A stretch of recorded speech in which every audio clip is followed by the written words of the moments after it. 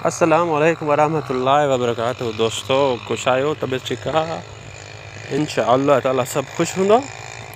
दोस्तों हिकिड़ी ॻाल्हि तव्हांखे मां ॿुधाइण थो चाहियां त हिते दुनिया में असां अलाए लख खाई वेंदा आहियूं, करोड़ खाई वेंदा आहियूं, का ख़बर न पवंदी आहे। लेकिन दोस्तों अॻे जो जेको पकड़ आहे न उहो तमामु ॾुखियो आहे।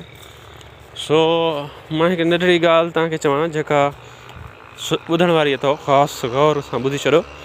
दोस्तों हिन दुनिया में सभु कुझु असां खाइण लाइ तयारु हूंदा आहियूं, मतिलबु माल मिल्कियत ॿिनि जो पंहिंजो, लेकिन असां ॾियण लाइ तयारु न हूंदा आहियूं। न ख़ुदा जे नाले ते ॾियण जी कोशिशि कंदा आहियूं, न ई ॿिनि खे पंहिंजा हक़ ॾींदा आहियूं। दोस्तों हिकिड़ी ॻाल्हि गौर सां मुंहिंजी ॿुधी छॾियो त जेका बि मिल्कियत तव्हांखे मिले थी विरासत में, ख़ासि तौरु भाउरनि खे मां मुखातिबु आहियां जेके वालदेन गुज़ारे वञनि था, ऐं विरासत में जेका मिल्कियत मिले थी तव्हांखे, उहा मिल्कियत ज़रूरु ज़रूरु ज़रूरु पंहिंजे नियाणियुनि खे ॾियो। दोस्तों जेके नथा ॾियनि सो गुनहगार थियनि था ऐं रब जी पकड़ वरी हूंदी आहे।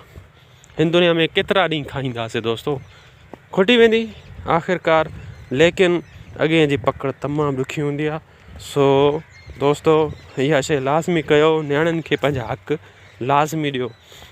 मां मुफ़्ती साहिब खां पुछो त छा जंहिं घर में असां रहूं था उन घर में बि नियाणियुनि जो हिसो बणिजे थो? मुफ़्ती साहिबु चयो बिल्कुलु, घर जे हर चीज़ में जेका शइ वालदेन छॾे वञनि था उन में नियाणियुनि जो हिसो थिए थो। सो दोस्तों मां त इहो पंहिंजे ज़हन खे पको करे छॾियो आहे त उन सभिनी शयुनि में इंशाअल्लाह ताला जेको आहे मां विरासत ॾींदुसि।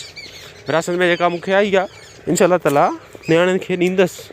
हाणे तव्हां बि कोशिशि कयो, पंहिंजे ज़हन में सोचियो, हिन दुनिया में असां खाई वेंदासीं, सभु कुझु खाई वेंदासीं, जेका बि असांखे मिल्कियत मिली आहे, लेकिन अॻियों केरु भरींदो?